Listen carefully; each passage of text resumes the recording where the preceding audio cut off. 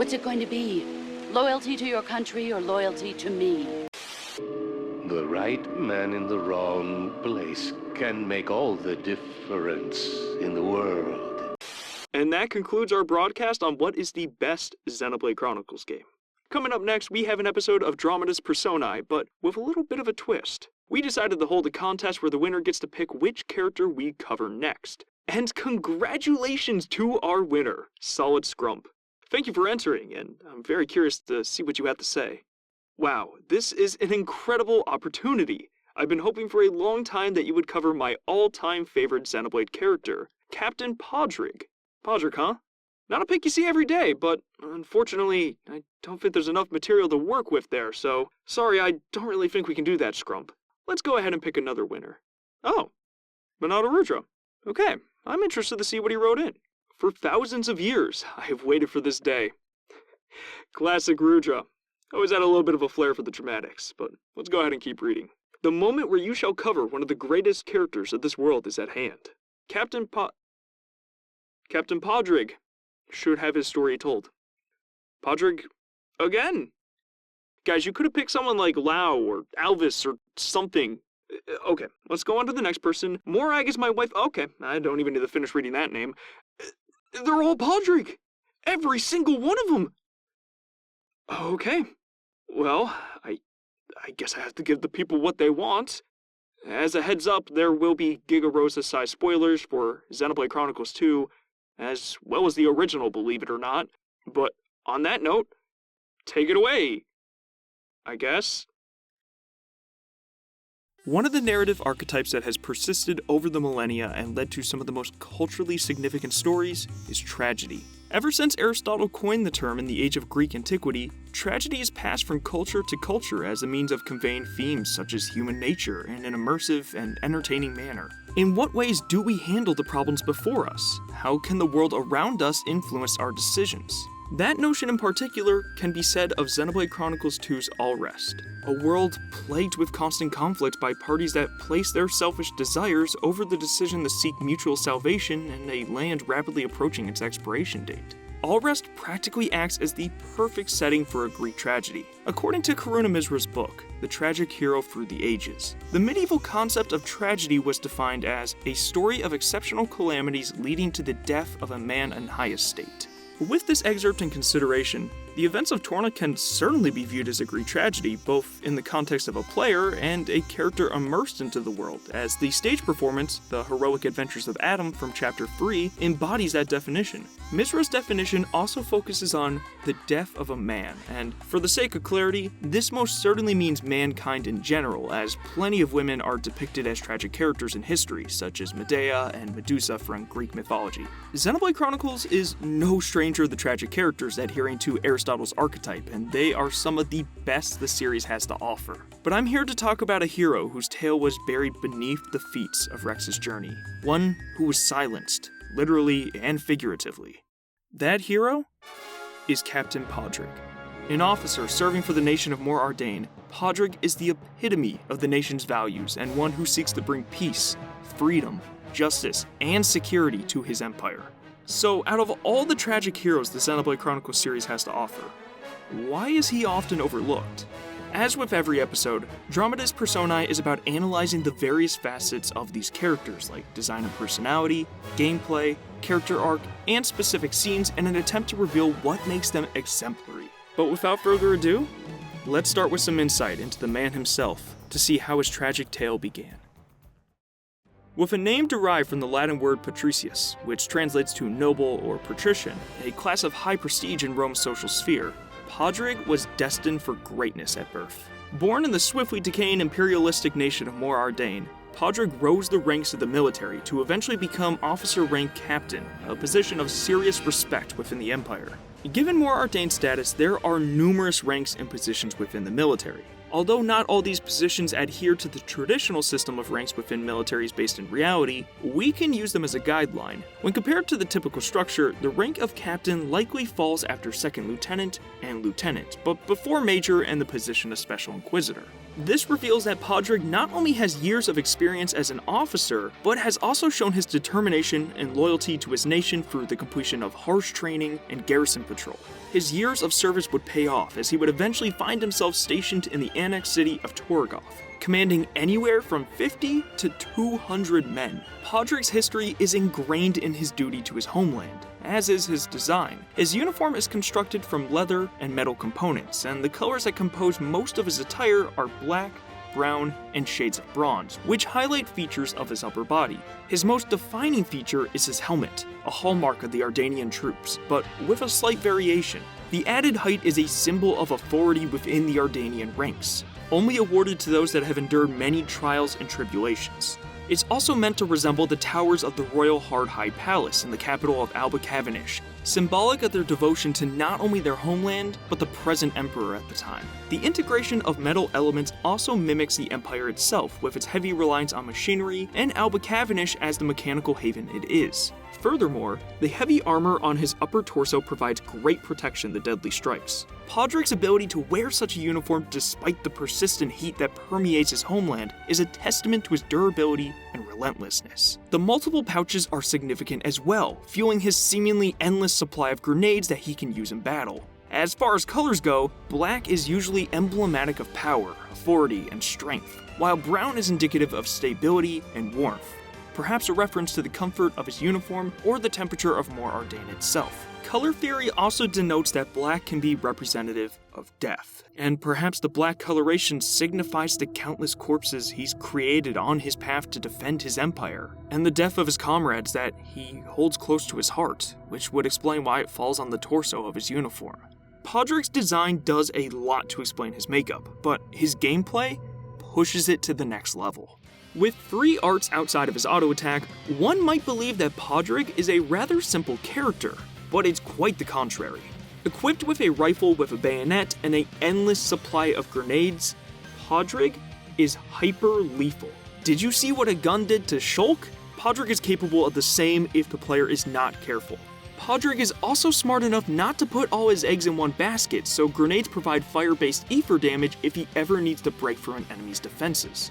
Additionally, all of his arts, like Sword Assault and Stock Beat, only hit one target, which reinforces that Padraig is a man of honor who values a fair fight. Also, I was unable to find it personally. However, I have heard that Padraig's grenade is a frame 1 action and can lead to an infinite combo when coupled with Stock Beat. So if you've encountered this, please let me know in the comments below. The ability to have such an aggressive and varied moveset is the culmination of years of training and reflects his backstory wonderfully. Finally, let's discuss his notorious battle quotes. Unfortunately, as of patch 1.2, Padraig and his men have been unlawfully censored, but they would say powerful lines that I can't do justice, so listen for yourself. Behave! Don't forget me! There! Think you can take me! You're done? Want to listen to some tunes? You're done! Don't forget you can take me! If one said that this was the pinnacle of Xenoblade Chronicles' writing, I would not question it. Again, Padraig's confidence extends into the way he carries himself in battle, creating a consistent character no matter the scenario. I even believe that Padraig knew that he would be silenced in patch 1.2, and his proclamation to not forget him was a warning to the player. One might ask how he would know the truth behind events that would unfold over a month later, but I think there's only one explanation.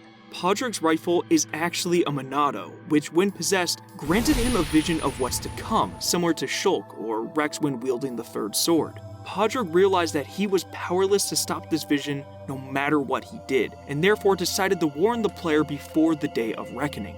January 19th, 2018 was truly a tragic day. One step that illustrated the descent of man. But let's not reflect on the bad, and instead shine light on the journey he made. As mentioned previously, Padraig's backstory is a journey of growth and turmoil as he endlessly served his goals to become an honorable servant to the nation he loves. Padraig is present throughout the entirety of the game, but for the sake of analysis, we'll be focusing primarily on the fall of his character present in Chapter 2 of the main narrative. At this point, Padraig is stationed in Torgoth on the lookout for members of the group Torna, right as Rex and the party stumble into the capital. Although Padraig doesn't appear in the first cutscene in the city, his plan is flawless. Padraig has his men stationed near the main gate to not only recruit new volunteers to fight for the glory of the Empire, but so he can draw the crowd's attention as he searches for the culprits. Padraig goes to one of the best vantage points in the entirety of the city, the Watchtower, perfectly masking the captain's location. It's a wonderful example of how Xenoblade Chronicles 2 uses its cinematography to hide information, so the player will feel rewarded upon discovering it on their own terms. With the crowd's attention drawn, he's able to have the flow of his regiment's duties uninterrupted while noting the party's movements. After determining their path down Ober Street, Padraig cleverly decides this is the perfect time to strike, as he can block off the ruffians without involving any of the good citizens of Torgoth. Xenoblade Chronicles 2's storytelling is incredible, but I'm always blown away at how much the game can portray a character's personality through pure actions alone. But then, Padraig makes his debut. I've talked about how fantastic Juju's first line of dialogue is, but the fact that Padraig, with 3 simple words, is able to take complete control of the scene is something very few characters have ever accomplished. It's also quite interesting that he jumps into the conversation right as Rex seeks answers about what an Aegis is. But regardless, just as Padraig planned, the entirety of the party is cornered. At this point, Padraig is a hero of his nation, one full of confidence and resolve, which is reflected in his stern delivery and relaxed posture. Not only has he come to capture the torn and fugitive Nia, but Padraig, as perceptive as he is, also identifies Rex as a new driver, toying with him in the process. Just listen to the condescending delivery of this line. Knock it off, you fool. But Rex does something that Padraig never would have expected.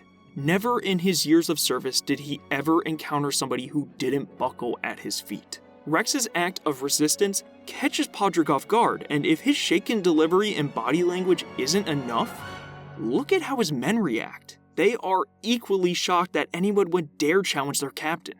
To insult Padraig is to insult the Empire itself. Yet in a close-up shot showcasing the pure emotion of Padraig's face, he states that he will not back down.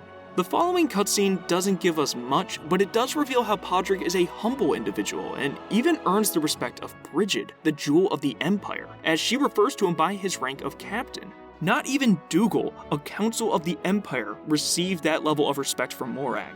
Furthermore, he is a long-term planner, sending his men to gather the Ethernet as he takes on the threat in front of him. His plan works beautifully, as he is able to restrain both Nia and Dromark, in addition to reminding all Smash players what they should buy before playing online. Despite everything seemingly going well for Padraig, this is when his tragic downfall begins. Soon after, we're presented a cutscene of Padraig reporting the recent events to Council Dougal, and with great pride in his achievement. Dougal, as the cold-hearted villain he is, chews out Padraig for not capturing the Aegis with her Emerald Core Crystal, which is rather unfair because he actually accomplished the most in the confrontation against the main party, even more than Brigid herself. And unlike Brigid, who shows respect for Captain Padraig, Dougal does not show him any, as he refers to him strictly by name, idiot, and Claude.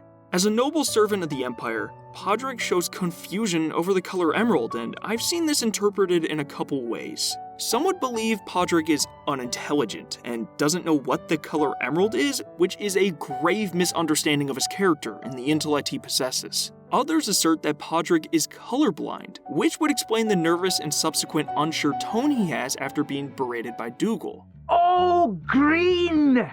I get it now. So, emeralds are green. This theory is quite solid and is certainly possible, but I propose a third. The typical core crystal color for a blade, with the exception of flesh eaters and aegises, is blue. One might believe it would be hard to mistake the two, but let's refer to Padraig's design. The eyepieces for his helmet are a deep blue, which would likely imbue the world with that hue when looked at through his helmet. As a result, I believe that Padraig easily mistook Pyra's Emerald Core Crystal as a regular blue one, which is why he suspected Rex as nothing more than a new, illegal driver. However, Dougal fails to see any logic behind Padraig's situation. I mean, come on, the council can't even tell the difference between a regular cat and a tiger. It's like he never had a subscription to zoo books or anything. But when pointing out this mistake, Padraig is assaulted in a sneak attack. one that hits him in his pride and causes him to fall, both in the cutscene and as a character. As he slowly plummets to the ground, Padraig realizes that his service and loyalty mean nothing to the elites that have crept into the Ardainian hierarchy. Captain Padraig would never be the same. After the events of Chapter 2, Padraig can be found in the Torgov relay base, and completing Chapter 4 reveals some hidden dialogue. He says that he was demoted from his rank of captain and forced back to his garrison patrol duties. Padraig also lets the party know that he took a hefty, undeserved pay cut, yet he still finds solace in everything that's happened. Later in the game, he even shows concern for his empire despite the unjustified punishment he underwent at their hands. Padraig was unfortunately the victim who took the fall for the sins of his fellow countrymen, ones who never understood him or what happened on that field of battle. This was the day that a hero died. This analysis was the culmination of years of research, and even then, I feel as if I only dipped my toe into the kiddie pool that is Padraig's character. There's just one last thing that I don't understand. I mentioned that Padraig possesses a Monado, this much is irrefutable, but in the world of Xenoblade Chronicles 2, we're shown that those who can wield a Monado are drivers of the Aegises, such as Rex being Numa's or the Aegis himself in Malos's case. But despite Padraig's military excellence, he isn't a driver. With that being said, that leads me to believe... Wait. No, that's impossible. Padraig has shown that he could tap into Foresight, which means he possesses Monado. But if he is not a driver, then that must mean he's an Aegis. Hold up, so you might be thinking, Kay, that is impossible. We know the identity of the three members of the Trinity processor. But do we really? One might lead you to believe that Alvis is indeed Ontos as indicated by the red core crystal necklace in Definitive Edition. But is this really the case? The game never explicitly states that he is the final member, so that certainly can't be the truth, which means that there's only one possibility for the true identity of Ontos. It's Padraig. If we look back at Padraig's first encounter with the party, going frame by frame shows that his outstretched hand is empty in one moment, and suddenly the wanted poster of Nia appears in his grip in the next. To make something materialize out of thin air, he must be drawing energy from somewhere. One might say the ether, but I have a reason to believe it's elsewhere. When Mithra first awakens, Malos tells Akos that her power is coming from something else. That something must be the conduit. And that would make sense why he interrupted Rex right after he asked what the true identity of the Aegis was on Overstreet. If Pyra had any idea that Padraig was the third Aegis, then his secret would be revealed to the world. But the final question that's left is, what about his core crystal? If he was an Aegis, where is it hiding? What if I told you it's been there all along? Before I had mentioned that the metal plate on his chest offered protection, but what if it wasn't just physical protection? Just like Malos did in the early chapters, Padraig hid his core crystal underneath this plate to conceal his identity. This reason also provides new meaning to his conversation with Dougal. Of course, with his years of training and expertise, he would know what the color emerald was, so he feigned ignorance to avoid Pyra falling into Moradin's clutches. Would this mean that this Orestian hero was not loyal to his country after all? I think he was deep down, just like Morag, but his personal interest conflicted with that of his country. I think I finally understand this. Padraig was the third member of the Trinity processor, a hero destined for greatness who was stripped of his potential by the world around him. He was a real hero. He was a true patriot. Hello there everybody, and thank you so much for watching this video. If you did end up enjoying this video and would like to drop a like or subscribe to the channel, it would be greatly appreciated, and I do a lot of videos like these on Xenoblade and other series. We actually just hit 7.5k subscribers on the channel, which is absolutely incredible. Thank you guys so much. We are over 3/4 of the way to 10k, and that is unbelievable to me, so thank you so much. This has been an idea that has been in the works for a long time, practically a year at this point, so I'm glad that I got to see it come to reality. Speaking of videos that have been in the production for over a year, I said I was going to get a video out on a specific topic in like November, December, and it's still not out. but I'm about halfway done with editing it.